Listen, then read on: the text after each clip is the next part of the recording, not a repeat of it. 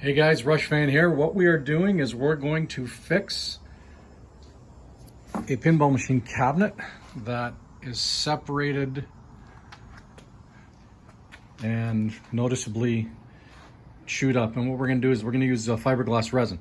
Reason for the level is you got to make sure that the table is level or your surface is level, because we're going to pour in a liquid resin, and believe it or not, unlevelness will make the product flow or be thicker in some spots than others. So we want a nice consistent layer when we do apply it. It is a liquid, so everything that could possibly leak must be sealed off. So for example, just pretend you're a liquid and you're coming in on this angle. You're going to fill out all the voids up, and any opportunity for you to bypass any sort of a barrier will allow in drips and it'll leak, and you'll be going through way more product than you have to. And what I'm going to do is I'm going to build a dam right now. And what the dam is basically, as we pour the liquid in, we need a barrier to keep it from flowing out, flowing over. And that barrier is going to be simply a piece of tape. So if you want to see what I've done on this side, this is exactly how it went down. So you can see the product. See how it's nice and shiny? I got a couple of holes here because I did use a different technique here, but I'm just going to use tape, masking tape. And you can see right here the big gouge that was in here now that the epoxy has filled it up. So what we have to do is we're going to have to sand it. There's still a lot of work to be done, but this is probably the worst of it. Okay guys, here's what I'm using. It's just liquid fiberglass resin. Using the top of a water bottle. Mix the resin, mix the two-part. And here's the dam I built. You can just see it. I don't know, it's sticking out about 2 or 3 millimeters, quarter inch for our American friends. And here's the dam that we've made in order for the resin not to pop out. Now, what I've also done is it's not too tight to the, what I mean by tight, it's not 100% wedged against, the tape isn't sealed 100% against the cabinet, because we want some liquid to flow there as well as being on the top. So the one thing I will do before the final pour is just make sure this is as tight as it can be. And hey, if it leaks, it leaks, guys. What are we gonna do? Oh, I see a big opportunity for a leak right here. See, hold on. Right there. Oh yeah, the stuff would leak out like crazy. So I will fix that real quick because I've got that resin poured and it's ready to pour. That thing just popped out of nowhere. So let me take care of that real quick. We want it level, like I explained the first time, just so that we don't end up with it being way off, thicker than one side than the other. I'm gonna try to film the pour as best as I can. So this is a one-hand deal, and there you can see it. Here we go. Okay.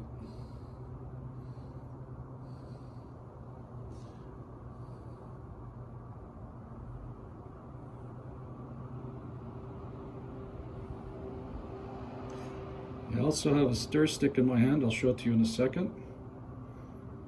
That I'm going to use just to pour, just to move this stuff around a bit.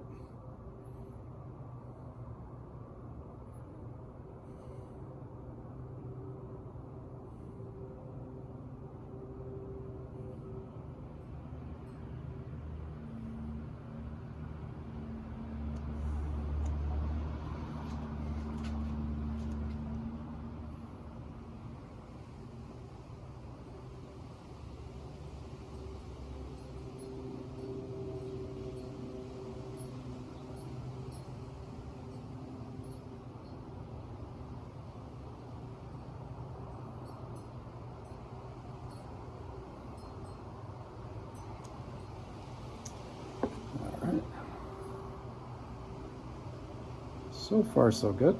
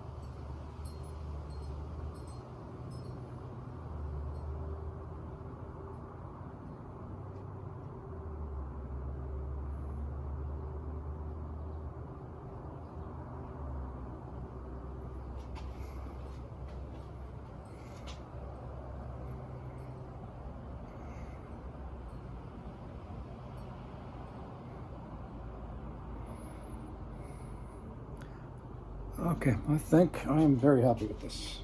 All right, so here's what the end result is. Let me just grab my little Q-tip here.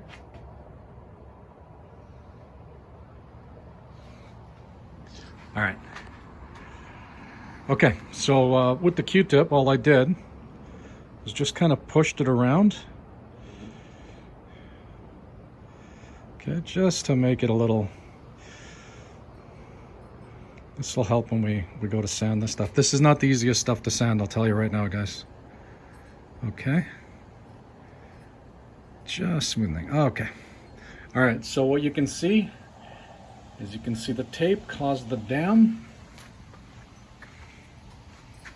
Sorry if I went too fast there, and it completely encapsulated all that grain here, this area here. And when it dries, it'll be solid. This stuff is way better than Bondo. Bondo doesn't really get into the grains like this. Like this is getting underneath all the loose particles, all the loose filaments that are just kind of hanging there, and it's completely encapsulating, and it's going to be strong. And again, underneath, just so you can see, we put that strip so the stuff wouldn't leak through. The leg bolts, there's one there. Trust me, there's one that looks like it's completely encapsulated right here. There's another one here. I've actually put in some tissue paper to fill the void because you don't want that thing completely filled because it'd be difficult to knock out once it fully dries. We'll bring you back once it hardens, and I don't think we're going to get to sanding today, but we're going to get pretty close to final steps. So again, thanks for tuning in, guys. Oh, 24 subscribers. we're gunning for 25, and then God knows what's going to happen after that. Okay, over and out. It's the big reveal. It's time to take the tape off the dam. This stuff is dry to the touch. Well, it's cured. I don't know if dry is the proper word. I don't know how cured it is, but I just wanted to show you something. I think, yeah, you can see it here. So again, when I put the tape down, I really pressed it tight here to keep everything from like flowing down here, and you can see how far the epoxy actually creeped into the crevices here. These are the holes, the bolt holes, leg bolts. So these two here, we're gonna have to take them out as soon as possible. So let's see if this stuff's gonna stick. Okay, over here, yeah, it creeped over, so that's gonna be a bit of an issue. But here and the rest, look at that. Just coming off. Switch hands here. Just coming off like butter. It's not sticking. I'm sure some of you guys are thinking at the beginning, oh no, you can't do that because the tape is gonna stick to the urethane or whatever this stuff is. It's not urethane, it's, what the heck is it? Fiberglass resin. Anyway, comes off pretty good. Yeah, we might have a bit of stickiness, but nothing that I can't take care of. But anyway, so there we go. All said and done. Not bad, eh? So this is the spot that was all encapsulated. We can actually reuse this tape, which I'm going to, because I'm not cheap, but I am frugal. So what I do is with the tape, is I just put on this ladder anytime I use tape that I think it can be saved and reused again. Yeah, so we're gonna use that again. Anyway, so here's what we got. So yeah, it is a bit thick, but that's okay. We're gonna sand it down. And I just want to show you the detail. I think there's a better angle here of what we managed to do here. It's all encapsulated. Okay, so this is, it's a bit of a ridge up. So it goes smooth and then kind of goes up, which is fine because when we sand it down, you can see the crack. Okay. And then there's the big, remember that big part, that big void? Well, she's pretty full now. And look how well, you know, over here, how it did. Got a nice corner. Okay, and even here, it's the hard part because these are, you know, all the little breaks you get on the sides. So the fun part now is going to be sanding. It's still, you can still smell it. It's still curing. We're gonna let it do its thing. We're gonna let it do its thing.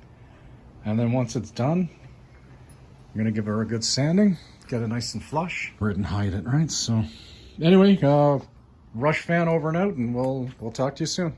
Take care, guys.